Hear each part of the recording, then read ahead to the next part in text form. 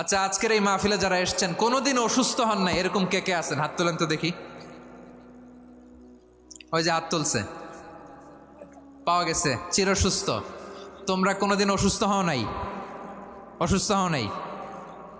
তা তুমি আর জান্নাতে যে কি করবা? তুমি তো জান্নাতেই আছো তাইলে।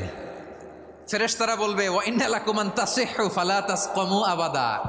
এটা এমন জান্নাত, চিরকাল সুস্থ থাকবা, কোনোদিন অসুস্থ হবা না। সুবহানাল্লাহ বলেন।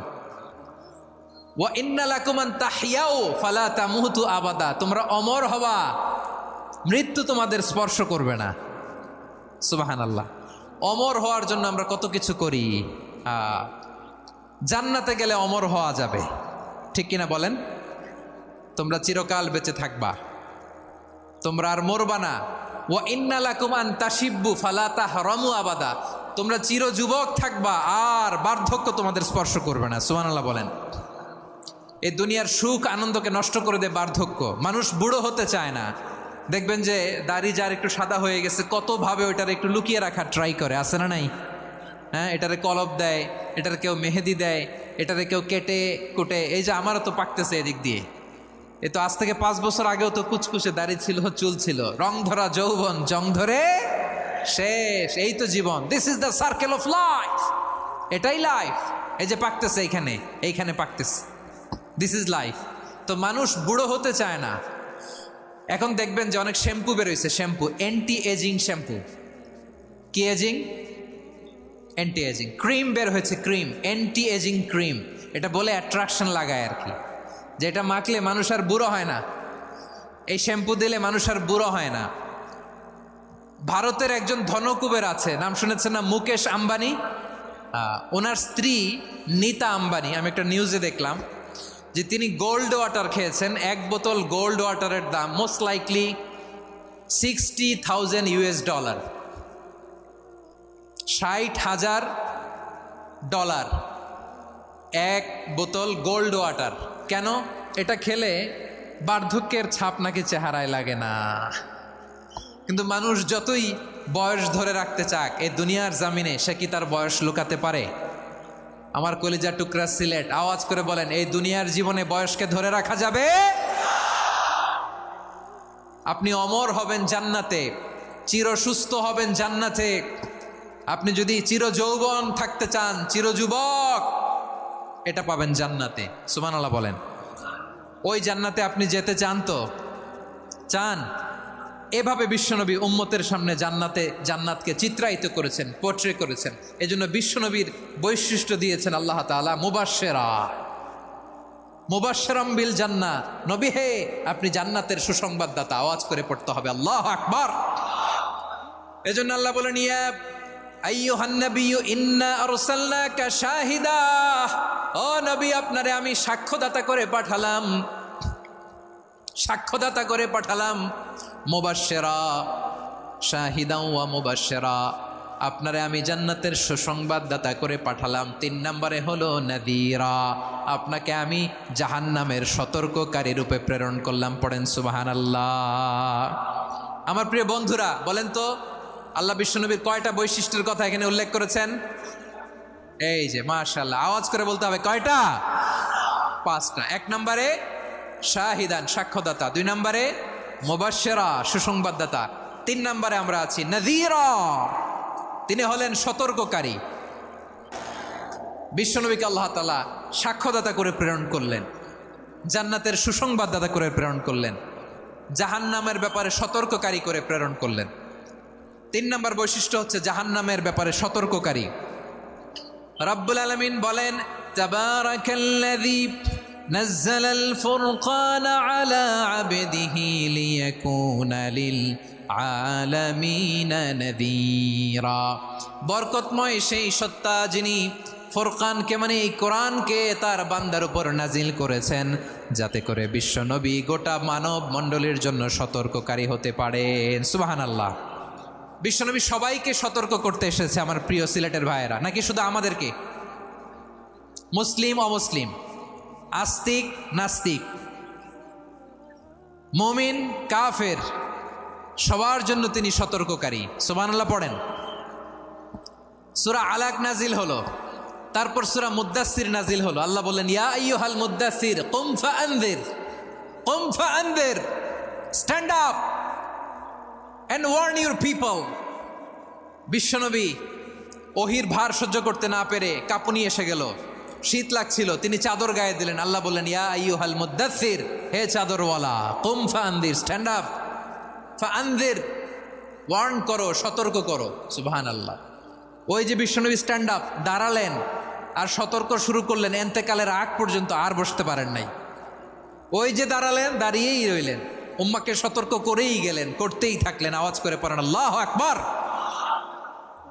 ওয়া আনযির আশীরাতাকাল আকরাবিন যখন নাজিল হলো, বিশ্বনবী সাফা পাহাড়ের চূড়ায় উঠে গেলেন, ডাকতে আরম্ভ করলেন, ও আমার বংশের লোকেরা, ও আমার সম্প্রদায়ের লোকেরা, আমি যদি বলি পাহাড়ের পেছনে একদল ঘোড়সাওয়ার তোমাদেরকে আক্রমণ করার জন্য রেডি হয়ে আছে, ও আমার মক্কাবাসী, আমার কথা তোমরা বিশ্বাস করবা নাকি? সবাই এক বাক্যে বলে দিল, বিশ্বাস করব। সুবহানাল্লাহ। ও আমার মক্কাবাসী, আমি যদি বলি পাহাড়ের পেছনে একদল ব্যাটালিয়ন তোমাদেরকে অ্যাটাক করবে, আমি বললে বিশ্বাস করবা? মক্কাবাসী কি উত্তর দিয়েছিল জানেন? এত হেভি ওয়েটফুল একটা কথা বলেছিল। তারা বলেছিল, অবশ্যই বিশ্বাস করব, কারণ মা জাররাবনা আলাইকা ইল্লা সিদকা, আমরা জীবনে কোনোদিন তোমার মুখে মিথ্যা শুনি নাই। সুবহানাল্লাহ কইবেন না? ওমিয়া, যে এলাকায় আপনি জন্মগ্রহণ করলেন, আপনার শৈশব, কৈশোর, আপনার তারুণ্য, আপনার যৌবন যেখানে কাটালেন, ওই এলাকার লোকেরা যদি এক বাক্যে বলে তুমি যা বলবা তাই বিশ্বাস করব, কারণ তোমারে তো মিথ্যা কইতে শুনি নাই। মা জাররাবনা আলাইকা ইল্লা সিদকা, we have never ever witnessed a single lie from you, আমরা জীবনে একটা মিথ্যা তোমার মুখ থেকে শুনি নাই। সুবহানাল্লাহ বলেন। দেখেন, এই কথার মাধ্যমে এক বাক্যে বিগত 40 বছরের সার্টিফিকেশন হয়ে গেছে। কথা বলেন ঠিক কিনা? বিগত 40 বছর আমার নবী মক্কায় কেমন লাইফ লিড করেছেন, এক বাক্যে সার্টিফিকেশন, মা জাররাবনা আলাইকা ইল্লা সিদকা। তখন বিশ্বনবী বললেন, ফাইন্নী নাযীরুল লাকুম বাইনা ইয়াদাই আযাবিন শাদীদ, যদি আমার কথা বিশ্বাস করো তাহলে জেনে রাখো, যদি মূর্তি পূজা আর এই শিরকি কর্মকাণ্ড ছেড়ে না দিয়ে এক আল্লাহর পথে ফিরে না আসো, কঠিন আযাব তোমাদের জন্য অপেক্ষা করছে। আওয়াজ করে পড়েন আল্লাহু আকবার। ফাইন্নী নাযীরুল লাকুম বাইনা ইয়াদাই আযাবিন শাদীদ, ভয়ঙ্করতম শাস্তি তোমাদের জন্য অপেক্ষা করেছে, আমি সেই শাস্তির সতর্কতা দিতে এসেছি। তাহলে বিশ্বনবীর আরেকটা বৈশিষ্ট্য, তিনি সতর্কতাকারী। সুবহানাল্লাহ। তিনি সতর্ককারী, উম্মাকে রিমাইন্ডার দিতে এসেছেন, ওয়ার্নিং দিতে এসেছেন। আবার জাহান্নামীরা যখন জাহান্নামে যাবে, ফেরেশতারা ডেকে বলবে, ও কপাল পোড়া জাহান্নামীরা, জাহান্নামে কেন ঢুকলা? দুনিয়ার বুকে কি তোমাদেরকে সতর্ক করার জন্য কেউ আসে নাই? কুল্লামা উলকিয়া ফিহা ফাউজুন সাআলাহুম খাযানাতুহা আলাম ইয়াতিকুম নাযীর। সুবহানাল্লাহ পড়েন। আলাম ইয়াতিকুম নাযীর, কোন সতর্ককারী আসে নাই? বিশ্বনবী নাযীর হয়ে, সতর্ককারী হয়ে পৃথিবীতে আসলেন। তিনি জাহান্নামের ব্যাপারে উম্মাকে সতর্ক করেছেন। জান্নাতকে যেমনি তিনি চমকপ্রদভাবে উম্মার সামনে পোট্রে করেছেন, চিত্রায়িত করেছেন, ঠিক অনুরূপভাবে ভয়ঙ্কর জাহান্নামকেও তিনি এই উম্মার সামনে পোট্রে করেছেন। জাহান্নামকে কিভাবে বিশ্বনবী উম্মার সামনে পোট্রে করলেন, চিত্রায়িত করলেন, শুনতে মনে চায়? সিলেটবাসী শুনতে মনে চায়? জান্নাতের কথা শুনে যেমনি জান্নাতে যাওয়ার ব্যাপারে আপনারা আগ্রহী হয়েছেন, জান্নাতের নাজ নেয়ামতের কথা শুনে, জান্নাতের ফিচার শুনে যেমনি জান্নাতে যাওয়ার ব্যাপারে আমরা উদ্বেলিত হয়েছি, উচ্ছ্বসিত হয়েছি, জাহান্নামের কথা শুনলে কিন্তু আমাদের কলিজা কেঁপে উঠবে। কিভাবে বিশ্বনবী পোট্রে করলেন? বিশ্বনবী বলেন, নারুকুম হাযিহিল্লাতী ইউকিদু ইবনু আদম জুজউন মিন ৭০ জুজআন মিন হাররি জাহান্নাম। ও আমার উম্মতেরা, তোমরা যে রান্নাঘরে যে আগুন দিয়ে রান্না করো, তোমরা কি ভেবেছো জাহান্নামের আগুন ওই রান্নাঘরের আগুনের মতো না? আপনারা কিচেনে যে রান্না করেন, এই রান্নাঘরের আগুন আর জাহান্নামের আগুন তো একই না? সিলেটের ভাইয়েরা বুঝে থাকলে উত্তর দেন, কিচেনের রান্নাঘরের আগুন আর জাহান্নামের আগুন এক না? একরকম? বিশ্বনবী বলেন, জুজউন মিন ৭০ জুজআন মিন হাররি জাহান্নাম, জাহান্নামের আগুন দুনিয়ার আগুনের চেয়ে কমপক্ষে ৭০ গুণ বেশি তেজওয়ালা। জাহান্নামের আগুনকে আল্লাহ নাম দিয়েছেন নারুল্লাহ। এটা আল্লাহর আগুন, নারুল্লাহিল মুকাদা আল্লাতী তাত্তালিউ আলাল আফিদা, যেটা কলিজার মধ্যে যে ধরে যায়। দুনিয়ার আগুন হাতে লাগলে হাত জ্বলে, পায়ে লাগলে পা জ্বলে। জাহান্নামের আগুন দেহের যেই জায়গায় লাগুক না কেন, সাথে সাথে কলিজাটা জ্বলে ছাই হয়ে যাবে। নারুল্লাহিল মুকাদা আল্লাতী তাত্তালিউ আলাল আফইদা, জাহান্নামের আগুন গায়ে লাগলে আপনার কলিজা পুড়ে ছাই হয়ে যাবে। ওই জাহান্নামে আমরা যেতে চাই? আমরা তো সবাই মিলে নাশিদ গাইলাম, জান্নাতে আমরা একা যাব না, সবাই মিলে যাব। ওই জাহান্নাম থেকেও সবাই মিলে বাঁচার দরকার আছে না নাই? কি ভয়ঙ্কর শাস্তির বর্ণনা যে বিশ্বনবী দিয়েছেন, এত বিস্তর আলোচনার সুযোগ আমার নাই। আমি শুধু সবচেয়ে হালকা পাতলা, দ্য লাইট পানিশমেন্ট, সবচেয়ে হালকা শাস্তি কি হবে এটা বলবো। বিশ্বনবী বলেন, ইন্না আহওয়ানা আহলিন নারি আযাবান ইয়াউমাল কিয়ামাতি লারাজুলুন তুদাউ ফি আখমাসি কদামাইহি জামরাতান ইয়াগলি মিনহুমা দিমাগু। জাহান্নামের সবচেয়ে হালকা আযাব কি হবে শোনো। সবচেয়ে ভারী না হালকা? সবাই বলুন, জাহান্নামের সবচেয়ে কঠিন আযাব না হালকা? জাহান্নামের সবচাইতে হালকা আযাব হলো ওই ব্যক্তির আযাব যার পায়ে দুটো জাহান্নামের আগুনের জুতা পুড়িয়ে দেয়া হবে। ওই আগুনের উত্তাপে তার মাথার মগজগুলো ভাতের মারের মতো টপ টপ টপ টপ করে বেয়ে বেয়ে পড়বে। নাউজুবিল্লাহ পড়বেন না? আচ্ছা প্রিয় সিলেট, আওয়াজ করে বলেন, এইটা যদি সবচেয়ে লাইট পানিশমেন্ট হয়, সবচেয়ে হালকা পাতলা সহনীয় আযাব যদি হয়, তাহলে ভয়ঙ্করতম আযাবের কি অবস্থা হবে? আমরা কি ওই জাহান্নামে যেতে চাই? জাহান্নামের অবস্থা এত ভয়ঙ্কর হবে, জাহান্নামের ভেতরে লক্ষ লক্ষ কোটি কোটি কাফির মুশরিককে দেওয়ার পরেও জাহান্নাম বলবে হালমিম মাজিদ, আরো আছে নাকি, আরো দাও। কোটি কোটি কাফেরের দল, মুশরিকের দল, সীমা লঙ্ঘনকারী দল, তাদেরকে যখন জাহান্নামে ফেলা হবে, বড় বড় পাথর খণ্ড জাহান্নামে ফেলা হবে, তারপরও জাহান্নাম বলবে হালমিম মাজিদ, আরো আছে নাকি, দাও, আরো দাও, আরো দাও। আমার ক্ষুধা নিবারণ হয় নাই। জাহান্নামে তো উত্তপ্ত হবে, জ্বলন্ত হবে, ভয়ঙ্কর হবে। জাহান্নামের এক অংশ আরেক অংশকে খেয়ে ফেলবে। আল্লাহু আকবার। ফেরেশতারাও টালমাটাল হয়ে যাবে। জাহান্নামের রক্ষী ফেরেশতারা কি করবে তারা নিজেরাও বুঝতে পারবে না।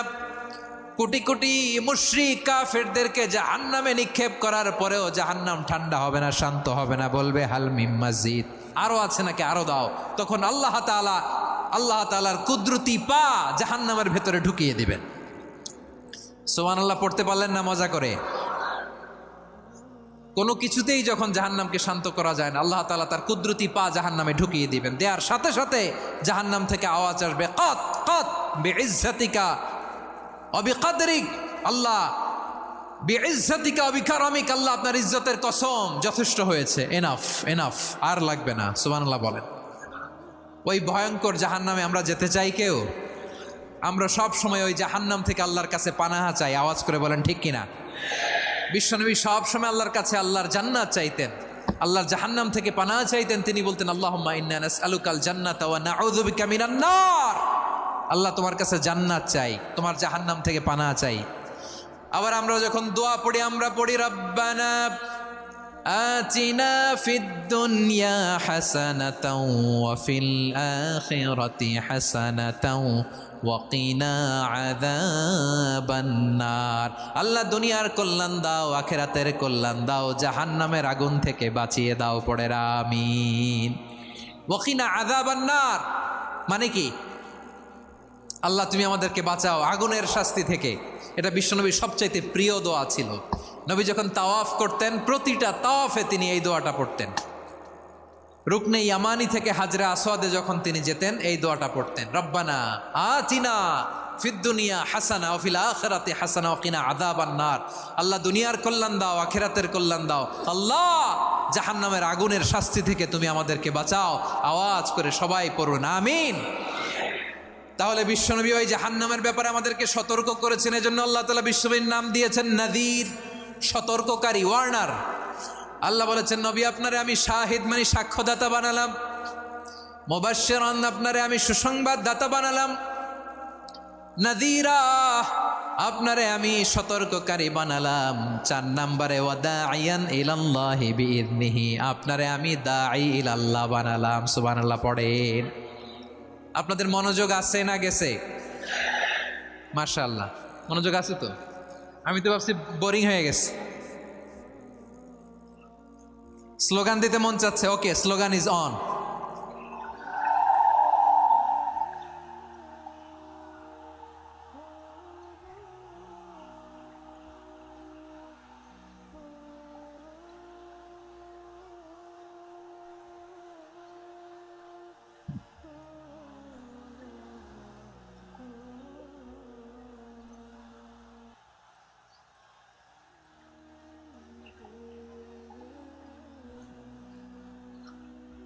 মাশাআল্লাহ, মাশাআল্লাহ। হ্যাঁ, ঠিক আছে, আর কয়েক মিনিট।